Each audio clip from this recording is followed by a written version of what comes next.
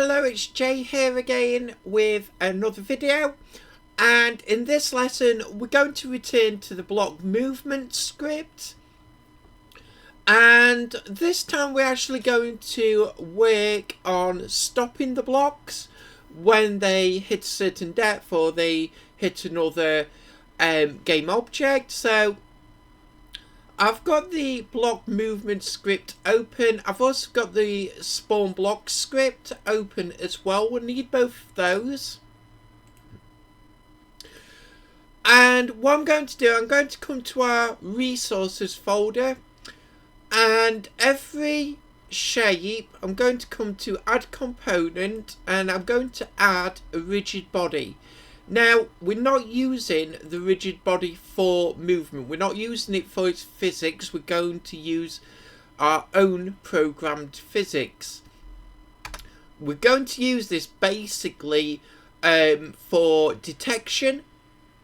So all I'm doing is mass. I'm just deleting that, setting it to 0, and untick use gravity. So it's very important. I mean, obviously when you try and put a 0, it will come up 1E-07. That's fine. Don't need to worry about that. Just make sure use gravity is off.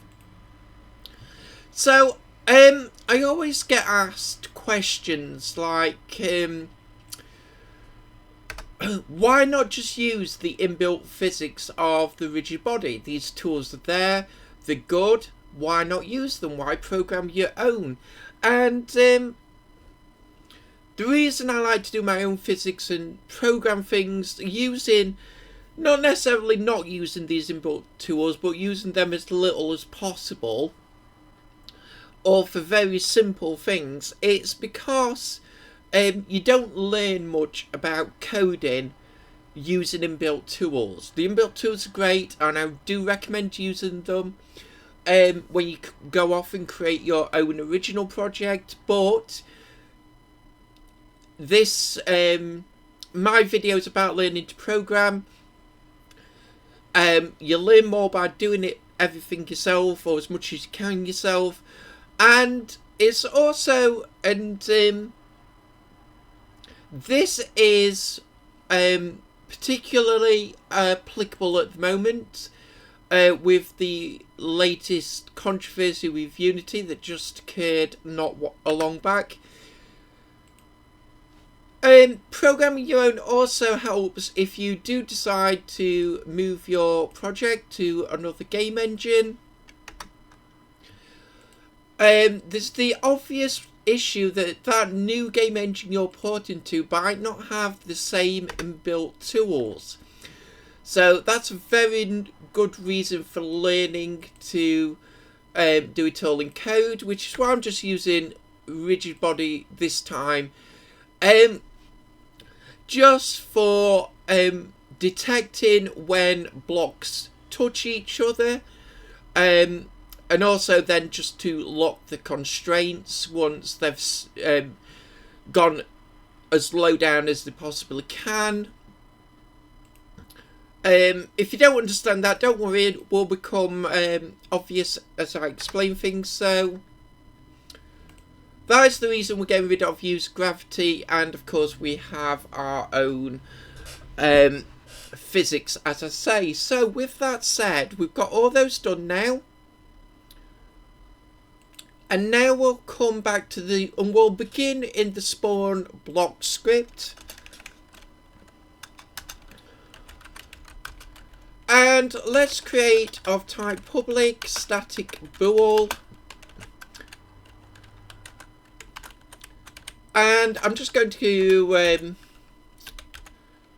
create that bool, spawn next block into the comments. Creates a variable to store if we need to spawn a new block. We'll come to the void start. We'll set that to false on startup. So this is only used once the first block has fell to the bottom of the playing area, that's when this one becomes applicable to spawn the second, and then of course the third, fourth, fifth, and so on. So spawn next block to false on startup. I'll just put that into the comments.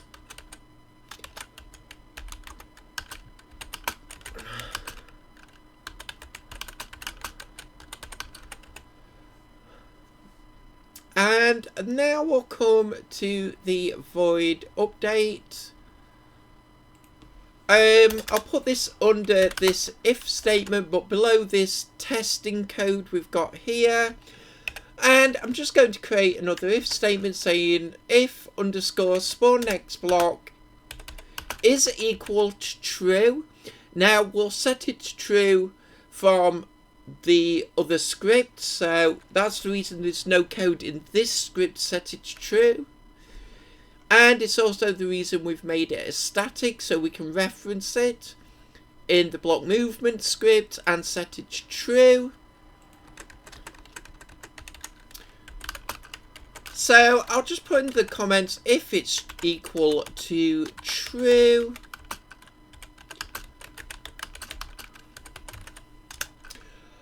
Then of course we want to let's just come here, I'll open and close brackets. We want to choose next block, so we'll just copy this line from above. And then we want to immediately set spawn next block to equal false.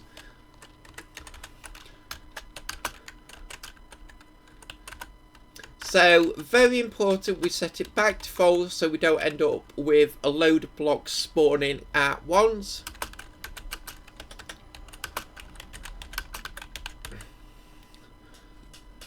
And let's just save that off.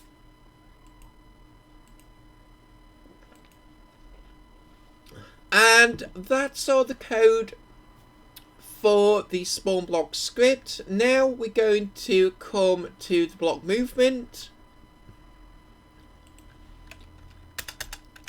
And again, I'm going to make these public so you can see them in the inspector, but really you can make these private.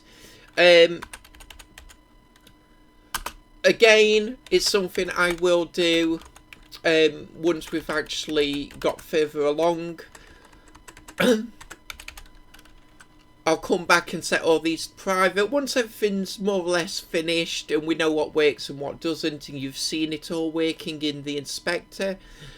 But for now, let's say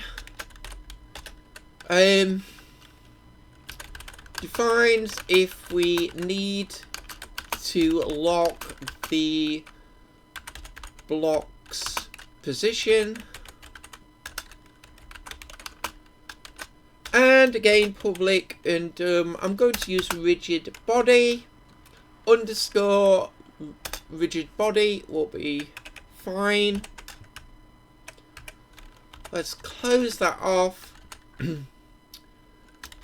We'll put defines naming convention for the attached rigid body component. And with that said, let's come now. This can go anywhere in the void star, but I'll just put it here. We'll set the lock position again. We don't want to start with a lock position, so we'll set it to false on startup.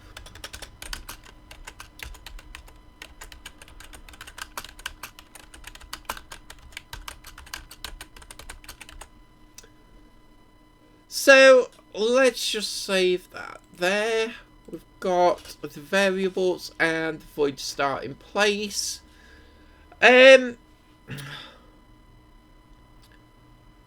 Let's have a look.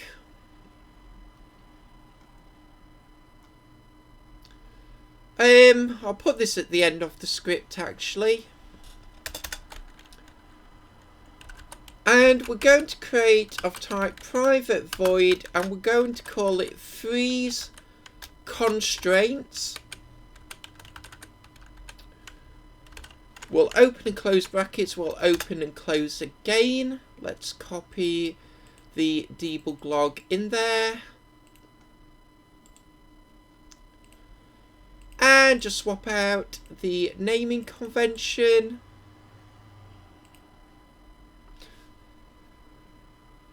So what we want to do is, so we're going to have a player area in the scene. We'll create this later, but we're going to have like a wire mesh, which is going to dictate how far the blocks can move in all directions. That's going to be our playing area. Once it reaches the bottom of the playing area, or it hits another block that's already at the bottom, we need to stop all movement, and we want to use the freeze constraints function. Now, it's not actually necessary, this function. I have tested this code without freezing constraints, and it does work. However, I'm still going to do it because I do believe it works better. By freezing them, you know there's going to be no glitch as blocks stack on top of one another. That's the main thing. So let's just come back to the script. So we're going to freeze constraints using that rigid body. So the first thing we do is, if it's reached a point where we need to freeze constraints, we need to spawn the next block. And I do find this works better at the top of the function. Even though it might not read as well, it does it does work better in the sense that I got a little bit of glitchiness when it was lower down. Sometimes the next box would spawn, sometimes it wouldn't.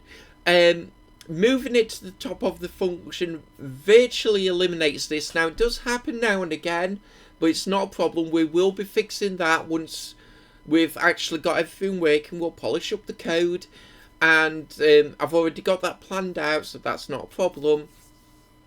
But for now, we're going to set spawn blocks to true. So let's put that into the comment. So set spawn next block to equal, and you can put from the spawn block script if you wish.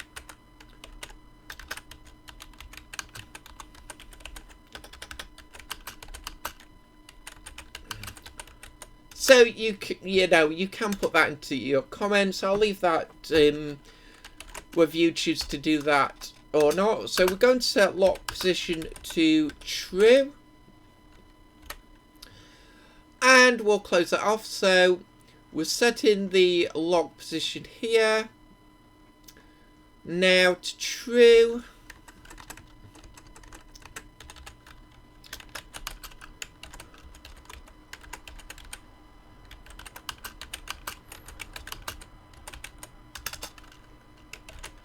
And we're going to use the underscore rigid body is going to equal get component,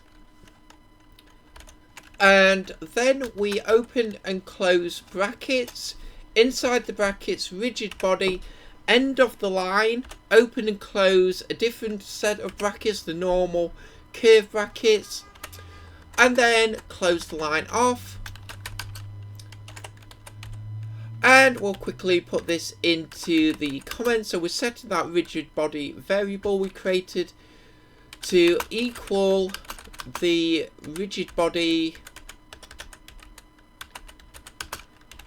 component, and you can put attached to this object. Once we've done that, we need to reference the constraint. So now it equals that component. We can just use the variable we created, underscore rigid body. We're going to say dot, and we want the constraints, and then we're going to set that to equal rigid body constraints dot freeze all. Close that line off.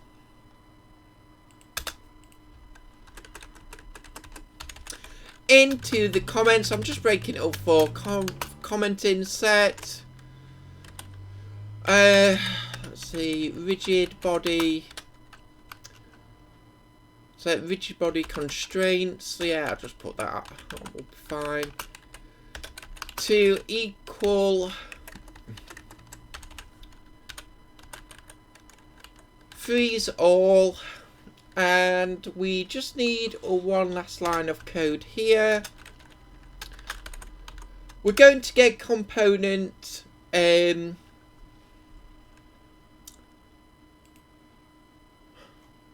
yeah, we can just use get component. So let's open and close those brackets again. Now what we want is actually this script. Block underscore movement, end of the line. We're going to open and close brackets again. We're going to say dot enabled, and then we're going to say equals false and close the line off. And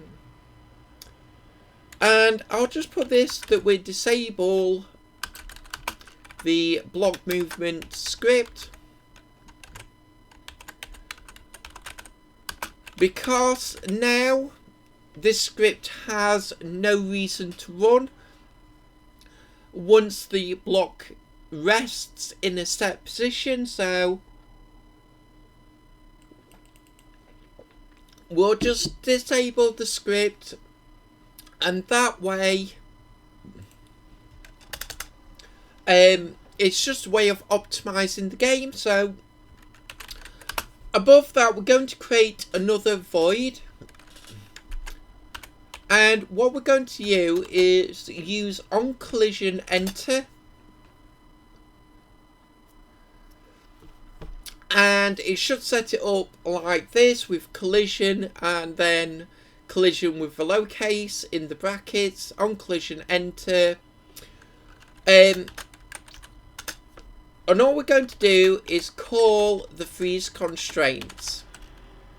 So this part works if the block can't get to the bottom of the playing area because it hits another block.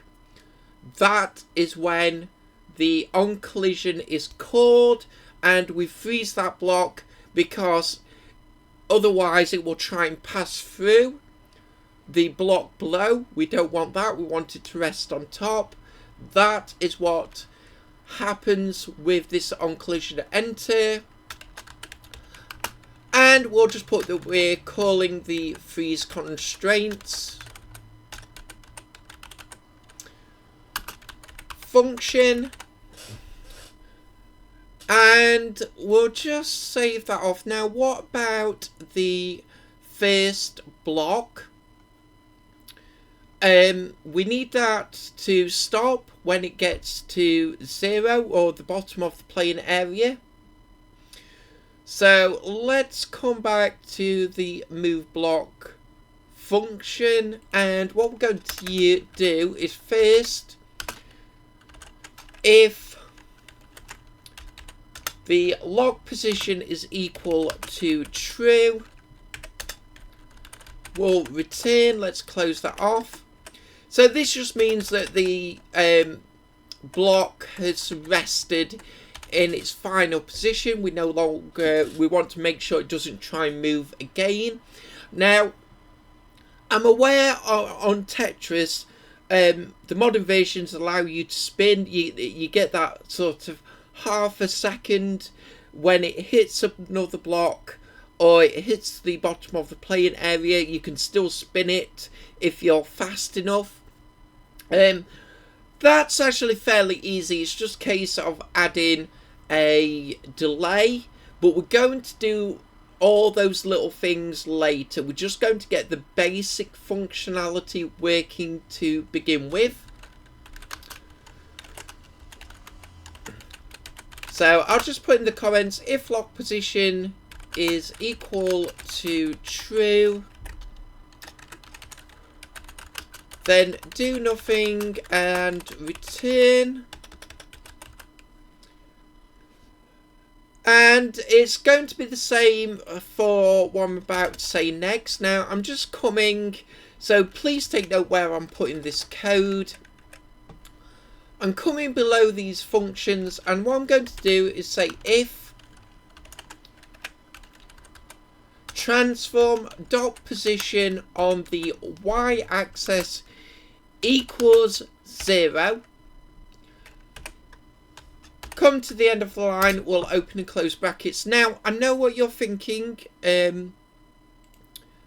Well, that's all well and good, but if I can spin and twist the shape and block, is there a chance that part of it is going to go below 0 where and the rest of it is above? Yes, that will be a glitch that occurs with this line of code, but we are going to change that out after we've created our playing area, and that will give us something that again we can use an on collision enter like we've done for here. So this is just temporary code, this line, until we get that in place. Sometimes you just have to do things this way. Let's just say if the y-axis is equal to 0. So yeah, what I was saying is sometimes you just have to do this things this way in code. When you've got a load of things that work off one another, so there's always going to be occasions where I need to get this code in place, but it's not going to work right until I get that one. So yes, sometimes you do have to bite the bullet and just do things and know to come back a certain way, but knowing to come back and change them as the game matures and more functions are created. So but again, we just want to, if it equals 0, to freeze constraints for now. So I'll just put that into the comments that we're calling that function. And then I'm just going to put in a return statement, because that's what we want to do at this point. We don't need the rest of code. So we'll put then do nothing and return. So let's save that off. As I say, the block movement's not going to be perfect to begin with, this system, but again, we can polish it up as further, and obviously we can polish it up even more when we get other things in place. So let's just look. So that first one has hit 0, the eye-shaped. So this one, next one's coming down, and it should stop when it hits that, which it does, and the next block spawns in.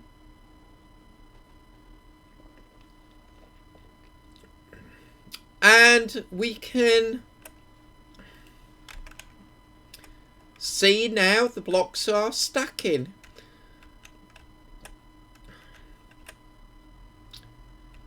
So I'm happy with this at the moment. Again, as I say, it will be polished up, so But let's just create those basic systems. That's another one in place. But I think we'll leave it there for this lesson. As always, I hope you enjoyed this video.